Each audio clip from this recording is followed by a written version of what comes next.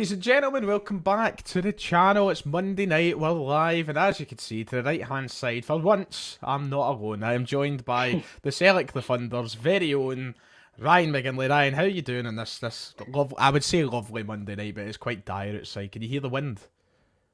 I heard it when I was on my way home from uni. It's Aye. not the first time I've seen you today, so we've seen I each other know. quite a bit today. But I was about to say, like, there was the reason why there's not a normal video for today is because we are doing this. Like, well, not because we're doing this, because we were doing uni. So that's why we're doing this. My apologies. But you're right. I mean, that was a fun experience through in the lovely Paisley this afternoon. yeah, Paisley, it's Mirren's finest. Um, yeah, but I'm doing well. Looking forward to the weekend. Happy with the weekend past. It's a good time to be a Celtic fan for sure. Yeah, we're going to basically talk today just about the build-up, the preparation for that game on Sunday. So if you are here in the comments, you are watching along, make sure to get yourself involved, and we'll be sure to come to your questions as the stream goes on and your points. You know how these things normally work. It's been a while. I can't remember the last time you've been on one of these live ones, Ryan. I don't know if it was when we were in the Champions League or something, but it feels like that. It feels like it was a while ago. Aye, it's been a very like what I know we said at the podcast the last episode, but it is just like Monday to Friday and no much is happening now. Like I thought I was going to wake up. It's like I wake up on a Monday thinking to myself, right, we're going to have a game in 2 days, then we don't, and then you go through the day with no news, and it's just as the week goes on, you're just waiting and waiting. But there's something nice about that, Ryan, because as much as there's no news coming out and there's nothing happening, it means there's no bad news coming out. Like, we're not going to hear about anybody leaving, we're not going to hear about any injuries. Like, it's just about getting through the week and then looking forward to the next game, innit? Yeah, absolutely. But I'm also glad that we're keeping everything in house now. Even with transfer rumours, you don't really hear rumours until they happen, which is great. You don't hear about any sort of leaks for the teams. Remember, you used to always see the team leaking for about Yep. an hour or so before the game. I know you can still get a few silly WhatsApp ones sometimes, but on the whole, everything seemed to be in house, which is absolutely brilliant. Well, I'll tell you one thing, you're off to a good start because your trims are better than Grealish's trims, apparently. So there you go, that's a nice compliment. His is good though. I like Aye. Grealish's trim. I think he's quite. He gets it stinking sometimes, but I don't mind him. I must, even as a guy that likes United, I don't mind him. Anyway, we're not here to talk about Jack Grealish. We're here to talk about Celtic and everything else. Ryan, you kind of touched on the weekend just past there. I don't think that we could have had a better performance this weekend, or the weekend past, heading into this weekend. Let me just start off with saying it's Monday now. I'm sure things will change come Saturday night, Sunday morning. But how are you feeling? Where does the confidence lie as we start this week? Also, massive shout out to Bailey. Thank you for the donation. 5-0. Is that an optimistic prediction? Not that confident. How confident are you though? Being at the start of the week, how are you feeling? Yeah, pretty confident because I always take it as the last game that we play. That's sort of bringing us into the next game. And I mean, for the first 20 minutes, half an hour of that game, I thought we were absolute world beaters against Aberdeen. Granted, Aberdeen aren't that great just now. They've not got a manager. They get married off. Yeah. But you've got to beat what's in front of you. And we certainly did. Some of the football was just tremendous. Players are getting back into form. You're seeing O'Reilly play like himself. You're seeing Hatate being a bit of a superstar. He's getting compilations made of him off of one game, which is mental. I'm really, really confident. I've got no reason not to be. We're scoring goals. We're not conceding goals, apart from maybe one or two here or there. So everything's good. That's the encouraging thing though, isn't it? Because you get a performance like that out of Hatate, who's been brilliant for weeks now. You know, he's been brilliant since he's joined the club, but especially the past few weeks, he's just been tremendous. That even his cameo in the cup against St Mirren, he was on the park for 20 minutes, and it was a great performance. But that's the encouraging thing. We're going into this game against Rangers, and you know we have a striker who is on the best form of his Celtic career so far. We've got wingers who we can rotate for fun. We've got centre midfielders that are scoring goals left, right, and centre. If we're talking about Hatate specifically, players like that being on this form should be frightening to the other side of the city line, because this is a player who's already done it against Rangers. He stepped up in February of last year. We're just over a year ago to the day, really. He stepped up and he scored 2 that night. And with the form that he's in just now, you wouldn't put it past him to be capable of scoring more this weekend, right, the way he's playing. No, I think this is the best form that he's coming into going into a Celtic Rangers game. Yes, he had the couple of goals against Hearts. He had that great performance against Hibs when he first came into the team, but he really took it by storm with those 2 goals. But I don't think he's ever been on this run of games where he's just been absolutely outstanding. He's now running games on his own. I think he's our best midfielder now, and that's no disrespect to O'Reilly or McGregor, but I just think this guy's he's just built different the way he plays. He's a mercurial talent, I would say. I don't see how Rangers deal with him on Sunday. Sorry, Ryan. Keep going with what you're saying. My bad. I was stopping anyway, but I can keep on going about Hatate if you want. I was going to say that a player's a serious talent when they get the Stevie seal of approval. Like, that's when you know someone's a serious. I came in last night. I went to the cinema last night, and I came in, and Sports Scene or Match of the Day or whatever was on the tail. I think it was Match of the Day was on, and my dad just said, "See Hatate, by the way." And I'm not saying my dad doesn't have an eye for a talent, but my dad doesn't really get worked all up about players unless there's something special. And that's the case with Ryu Hatate. As you said, Ryan, you could probably talk all day about him. And I think that's everybody at the minute, because he just makes everything look so easy. The game at the weekend, he was dancing in out midfielders, and I know that Rangers are going to be, significantly better than Aberdeen you would expect. They've won their last, 12 or so games. I think 12 at the last 13 games have won. Maybe it's 13 out of 14 now, actually. They're on as good a form as Celtic are at the minute. But Hatate's the kind of player that if you give me John Lundstrom, a 40-year-old Stephen Davis, and the rest of that midfield, I can see him dancing around the players. I'm not jinxing anything. I don't want to get too ahead of myself, but he's certainly got that in his locker, Ryan. I'll let you reply in a second. I just want to say thank you to Ian for the donation. He says, I'm hoping for a double celebration on Sunday, Celtic and Newcastle. I'm sorry, I can't agree with the Newcastle part, Ian, but thank you very much for your donation. But right, he can have fun with that Rangers midfield. He's got that in his locker.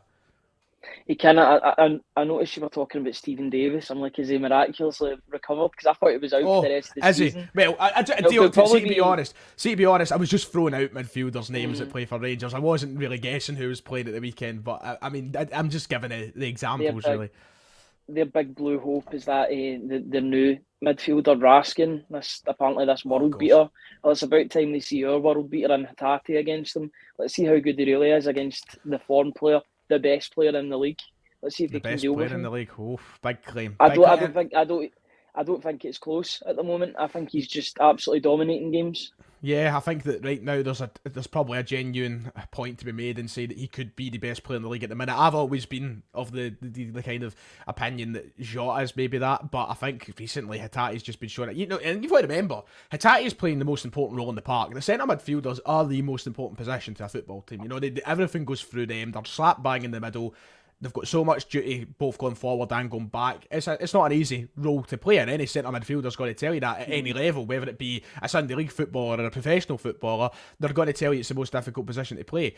Outfield, he's just so good, and I'm hoping that this weekend is one of those performances where we can sit, just like we did February last year, we can sit and go, wow, but we'll wait and see. You were actually saying before we came, and I know you were going to make a point there, Ryan, so feel free to carry on to this, but you were saying before the stream started that there was talk from the Japanese national team about a Celtic player that could be Ryu Hatate. Yeah, the Japanese manager has been reported as saying that there's a Celtic player that's been basically setting the standards in the Celtic team that's going to have a pivotal role in the Japan team in the future. That can be taken for two players, hopefully three when Iwata makes his way into the team. But it's more than likely going to be talking about either Kyogo or Hatate, both players who I think have played with a bit of vengeance since they weren't selected for Japan in the World Cup. They've not let that affect them. In fact, they've went the opposite way and they're playing fired up. They don't want to miss out on these tournaments again. I don't think they will. I think the two of them will be central to the Japanese manager's plans in the future. I mean, I don't see many better than Hatate in midfield in terms of Japanese midfield. Maybe Mitoma, but he plays more out wide. I'm trying to think of other examples. I know there's a couple floating about in the Bundesliga, isn't there? Who are decent enough players. But Hatate has got to be right up there. You used the phrase, which obviously the managers, what we've tried to translate anyway, is setting the standard. If you're talking about setting the standard, then Ryo Hatate is setting it very high, because he's been playing. I made a comparison on my channel last night. Sorry, where am I looking for it? Here we go. I made a comparison. Maybe the most talented centre midfielder that we've seen since the likes of Stilian Petrov, the way he's been playing. You know, and we've been lucky. We've been blessed with great, talented centre midfielders when it comes to technical ability. We've had the likes of Stuart Armstrong. We've had the likes of, even Stefan Johansson was technically a really good player. We've had a lot of great centre. There's so many more than just those two. They're the ones that came first to my head. But Hatate is really making the conversation for himself right now. And he's got a big part to play on Sunday. You going to make a point there, Ryan? I thought you were. Yeah, on you go. I was just going to say what I was going to say before. I think the difference with Hatate is you can hear it in the crowd when he's on the ball. There's excitement when he's on the ball. And when he makes like a good pass, like that daisy cutter pass that he played, I don't know who it was to one of the wingers at the weekend. There was like an audible gasp, and then you hear the applause from the Celtic fans. He's just exciting. He's so exciting, and we know that when he's got the ball, yes, he might give the ball away, but that's because he's trying to take risks, and more often than not, those risks pay off. And he's the difference between us winning and losing games, or winning and maybe drawing games, or making it more convincing. He's playing out his skin at the moment, and I'm loving every minute of it. Yeah, absolutely. Long may it continue is all I can really say in regards to Ryo Hatate. But also heading into Sunday, Celtic have got the significant advantage in terms of scoring goals at the moment. You look, we've had pundits, we've said it in the podcast, and I don't know how many people here would have watched the podcast on Friday, but we brought up the David Martindale comments, which were comparing Celtic to Rangers, and now's probably a better time to talk about that, because the game is this weekend. It's our next game. We can start comparing Celtic and Rangers a bit more. We've got the full picture now. Michael Beale has came in, and without being biased, and without being able to hold my hands up and saying, yeah, he's got Rangers in a good run of form. They've only dropped points once, and that was the same game in which Celtic dropped points. But the difference in both teams, and where Martindale's comments in regards to both teams being similarly matched, the difference really comes in what we're doing with our offensive output, Ryan. We are scoring goals for fun. Kyogo is in the form of his life. Dyson Maeda, since the World Cup break, has been fantastic. Liela Bada is contributing. Jota is still contributing. And then obviously we've spoken about the midfielders already. If we play with, I can hear me Daisy in the background. Brilliant. What the dog barks, but the caravan keeps on rolling. Exactly. But in terms of our offensive output, Ryan, that should frighten Rangers in the form that the likes of Kyogo in. If we wake up and we choose violence on Sunday, we have the more likely to score side, and we should be able to take that and run with it.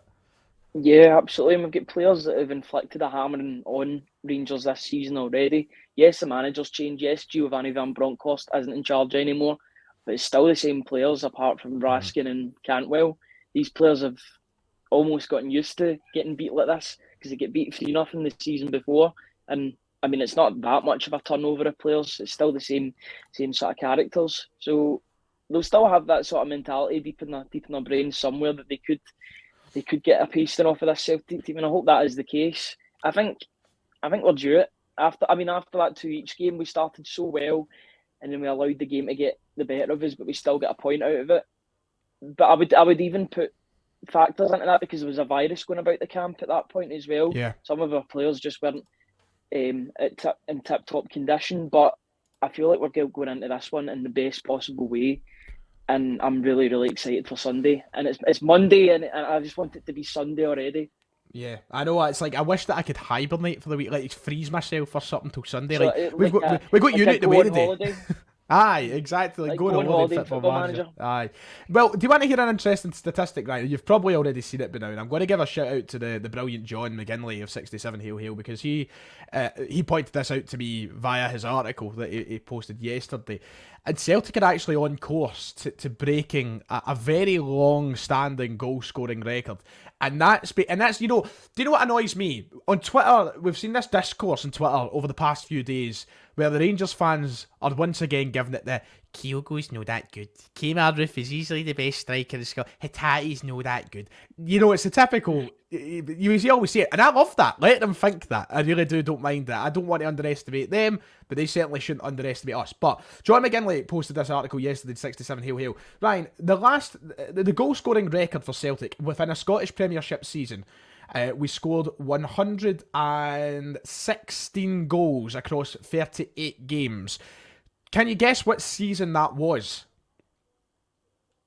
Is it the Invincible treble season? No, it's not. We're No. going way back, way back. Now, When I was thought that? you were going to, I thought you were going to say 1966-67, to be honest, but it's before that as well. Celtic scored 116 league goals in 1915/16 across 38 games, a record that has stood for now over 100 years. And right now, we have scored 82 goals in 26 games. If we keep playing the way we're playing and we score the way we're scoring, Celtic are on track to breaking a 100-year-old record.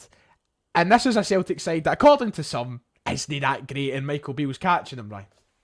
Yeah, we're not really conceding any goals, and we're averaging about 3 Yeah. goals a game. I mean, that record's going to get broken, maybe even before the split, which is mental. This Celtic team under Ange Postecoglou is just breaking records. It's the standards have been set, and they keep on getting higher and higher and higher, and we're breaking through them. It's absolutely brilliant to watch. I think this is the most. Yes, we had the treble seasons under Brendan Rodgers, then we had the treble under Neil Lennon when he finished off the treble. But this is the most enjoyable I've had. This is the most enjoyable time I've had being a Celtic fan, I think. It's the most enjoyable team to watch. It's just a great mixture of goals and flair at the same time.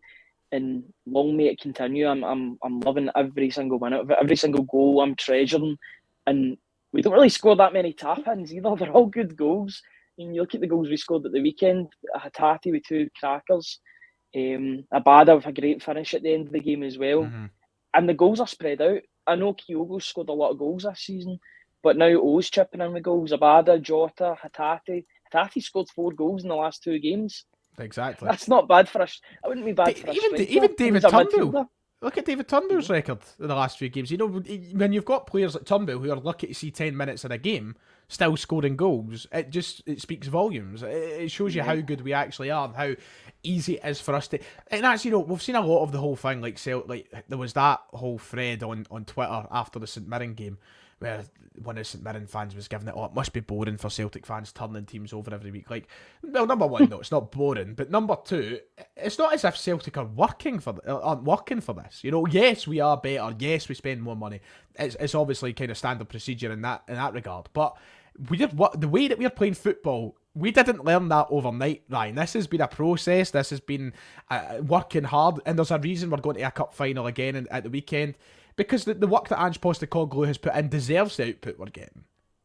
Yeah, absolutely. And I think we do deserve more credit because we scored at the start of games and at the end of games, which shows that it's a 90-minute game rather than us just blowing a team out of the water and then just allowing us to go on autopilot for the rest of the game. We're playing for 90 minutes and it's showing in the goals that we're scoring, how early they are and how late they are. I think more should be made of this Celtic team. It's an absolute dynasty right now, and I don't see anybody stopping it. Nah, I know, and hopefully that can stay through to this weekend's game against Rangers. We're going to have so much, we're going to get your questions and stuff ready, lads, because we'll spend probably 10 minutes or so doing questions from the comments section. So if you've got anything, get it in. I'm going to open the floor in a second to you, Ryan, if you've got anything to add. But what I was going to say was, we've got a whole week now between now and the game. A lot is probably going to come out from Lennoxtown, from Ange Postecoglou in regards to Sunday's game. So we will be here. I'll be here on the channel anyway, updating you as we go through it. We'll also have an episode of the podcast before we get to that game on Sunday. I'm actually thinking of experimenting with the podcast, but I don't quite know yet what's happening. So we will be here. We will talk to you. We don't need to quite give our predictions or anything yet, Ryan. We can wait to see how our nerves change closer to the time. My predictions on a Monday are going to change than the day that we do the podcast because I'll just be all over the place. I know some people really look forward to it, and I'm looking forward to it just now, but I will get more and more nervous as the days drag in a wee bit. By the time it's Friday, I'll be shitting bricks. Oh, absolutely. I can't really fathom the thought of Sunday morning waking up because my tum-tum. I'll be excited. I'll be buzzing. Don't get me wrong. I'll be really, really excited. But And I don't know what it is, right? I never get nervous before derby games. I really don't. If anything, I get cocky. So I wake up in the morning and some people are like, oh, that's me shit that do. I get more like, this is it. We've got this sort of thing. But when it comes to a cup final, and then when I think back to the last cup final we had them in, and the last time we had them at Hampden, maybe I'll start to feel the butterflies a little bit more than I usually would. What I would say is, Ryan, would you want to sit through another 90 minutes like that last League Cup final if it meant Celtic won? The League Cup final, the 2-1 game? No, the 1-0, Julian. Oh, could you do another 90 minutes like that? Oh, okay. Aye. Because, do you know, I celebrated that one maybe more than any other because of how under the cosh we were. We were dreadful that day. We got away with one. It was a snatch and grab, but the way that everybody was celebrating, it was the relief that was just expelled into the crowd, and everybody was loving it. I loved all the players like giving the fist bumps and that, and running into the crowd and that, and Frimpong enjoying it. It's such a weird one looking back on that because I think the warning signs were maybe there of things to come, but we were so all up in the moment that we were just taking it as what it was. It was a good trophy.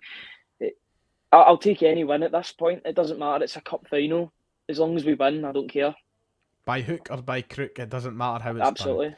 Yeah, there'll be plenty of crooks in the officiating on Sunday. So we'll save that for the podcast.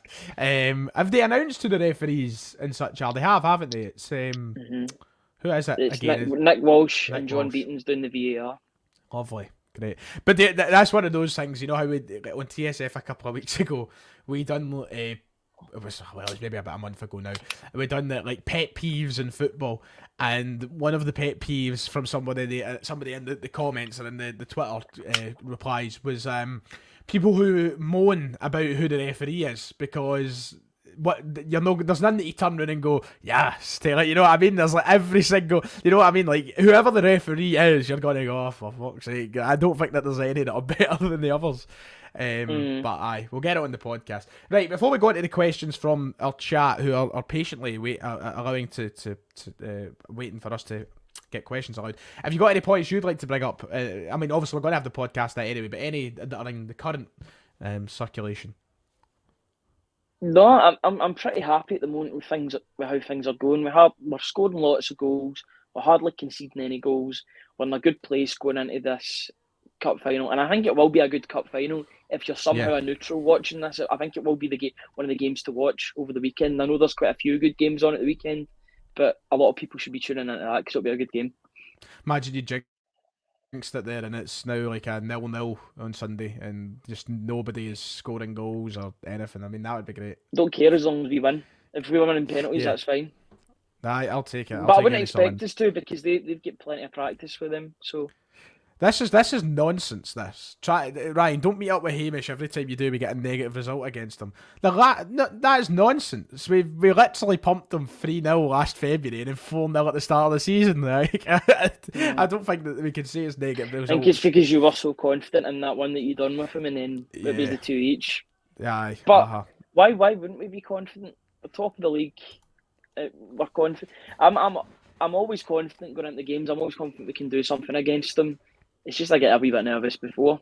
Aye, exactly. Right, let's get questions in then to finish off the stream. We'll do 5-10 minutes of getting the viewers' points. And I've seen one that's made me laugh there, but I won't bring it up for now. How many penalties will Rangers get? Well, if that's not including the 5 they could potentially get in penalty shootouts, I'm going to say 5 anyway, Ryan. Yeah, probably. That's the thing. It's always a cheek when Tavernier misses a penalty. He just shouldn't. He gets enough practice. Mm-hmm. Like he's having like what 10 a season or something like that. It's the Hall of Famer now. He's the Hall of Famer. Oh, that's right, of course, yeah. He's got the same amount of trophies as Jeremy Toljan, so I don't know when we're going to put him in our Hall of Fame. Good point. There's a couple that you can say that for them. But Rich Bauer, he won a couple. Mm-hmm. He won a couple. Would you go with Moy? Would you go with Aaron Moy or Matt O'Reilly? Now, interestingly, Aaron Moy was left out of the side at the weekend. He wasn't even on the bench, Ryan. Was that actually addressed at any point? Yeah, he got a knock in training. Right, okay. I was wondering, I still haven't seen anything. Like, not Elon Musk has broke Twitter. Like, Twitter is fully broken. So, I've not seen any sort of explanation to it. But who would you go with this weekend, Ryan? Moy or Matt? I know it's a bit early, but at this moment in time, who would you go with? Up until about last week, I would have said Moy all day, but I'm starting to see wee glimmers of Matt O'Reilly coming back to his best. So that makes me think I will go with Matt O'Reilly. Just for the legs in midfield Okay. and a wee bit of Fair. magic as well. But Moy I can do that as well. I'm fine with either way.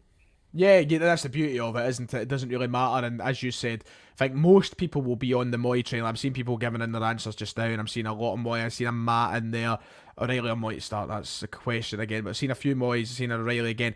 I must admit, Ryan, I would, and I don't want crucified for saying it, I'd go for a Watt. No, I'm joking. I'd go for O'Reilly.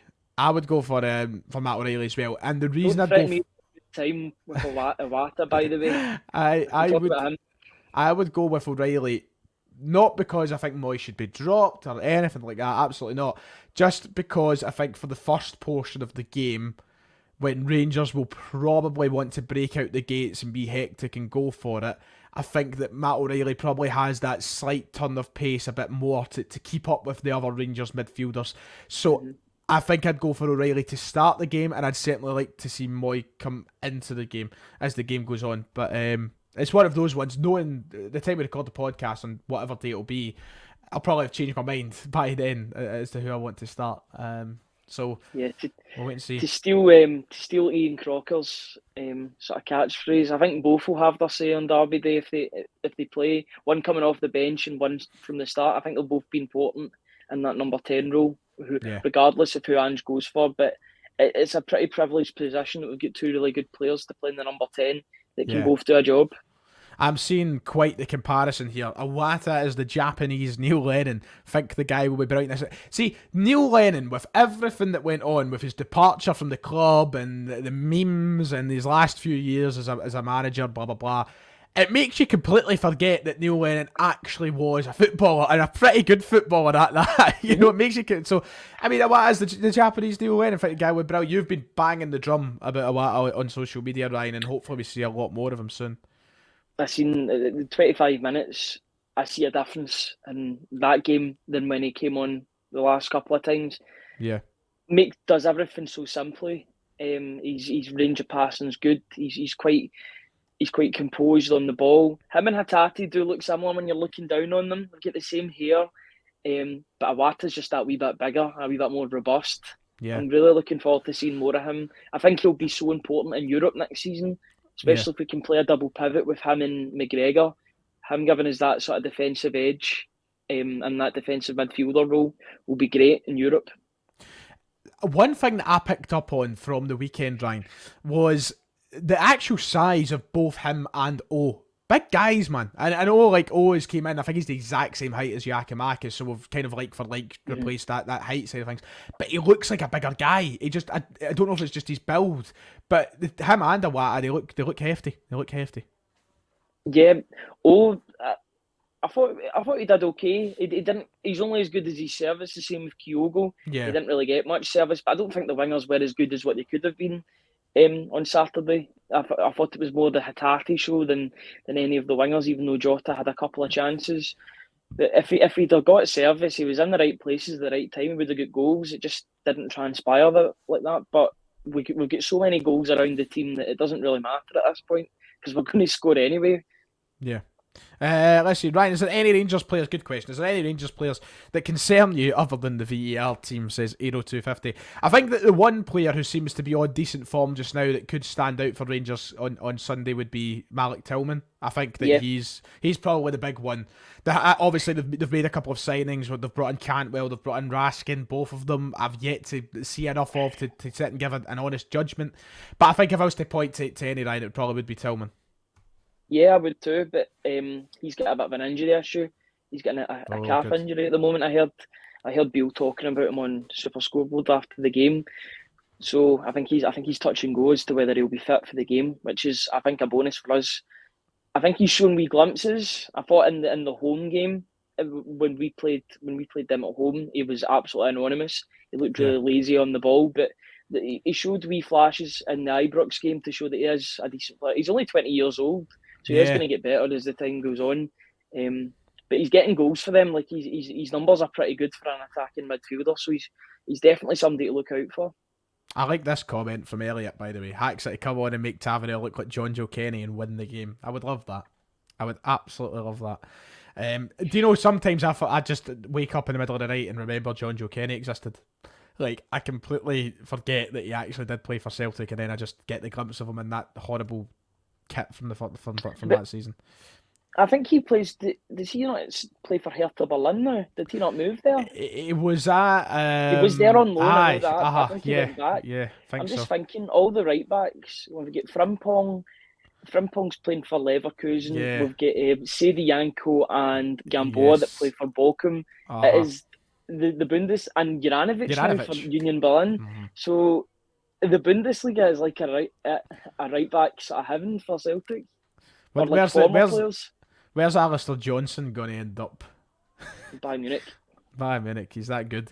Let's get a couple more questions. Well, I mean, another Canadian's done pretty well for Bayern Munich, so I'm not selling him off already. He's just joined. No, absolutely not. No, not that much for us to get him out the door, fuck's sake. A couple more questions to finish it off. I actually don't know what the pitch is like this weekend. I have no idea because we've not seen it since the last game we played there. I don't know if it'll be in a better condition. Hopefully it'll be in a better condition. I'm pretty sure that after that weekend of cup games, Ryan, it was said that both Celtic and Rangers and whatnot had met with the SFA or something to discuss the pitch being fixed in time for the final. So if that request has been met, then I'd assume the pitch will be in a better condition come Sunday. But obviously I'm not the groundsman, so I don't know. The good thing is we're not in a semi-final stage, so it's not as if there's going to be two games played back to back. It's only the one game. Fingers crossed it's in a decent nick for a domestic cup final, as it should be. It should be in pristine condition for one of the flagship sort of games, especially if it's a Celtic Rangers game. Everybody's going to be watching that on the telly. It needs to look good for the Scottish game. Yeah. I think it's important that we show ourselves in the best possible light, so the groundsman should be hard at work to make sure it's playable. And then we'll finish off on this question before we wrap things up. Should a treble enter the conversation if Celtic win on Sunday? Asks Ronan Bell. I guess that once one trophy's down and out the way, you probably have your eyes set on them all. But for me, it's pretty much, take it one game at a time. Of course, we've got to get through Hearts at Tynecastle, which is a really, really tough game. But if we do win this cup, and we're obviously 9 points clear right now at the top of the league table, there's no reason not to think we can do it. It's just about when you start having that genuine conversation, I suppose, Ryan. My ambition at the start of the season was a treble. I want us to win every. It's not. I don't think it's big-headed. It's just what I expect of this team. I expect us to be competing for every trophy that or every competition that we enter, except the Champions League, because I think that's a bit pie in the sky for now anyway. But any domestic competition that we enter, I expect us to go far in and win. So that's what I was aiming for at the start of the season, and we'll get one of the three if we win on Sunday, and with the other one near enough wrapped up, then we can focus on the Scottish Cup, which would be great. Yeah, I mean, that's my birthday, that game, Hearts Celtic at Tynecastle, so that'll pretty much make or break the day for me. Because it's an early doors as well, so you'll know. Exactly. I don't want to be sitting there the whole day saddened that I'll be done out another couple of trips to Hampden this season, but ho-hum anyway. And thank you very much to Declan, who's donated a couple of quid. He said, Sakala is normally a threat sometimes.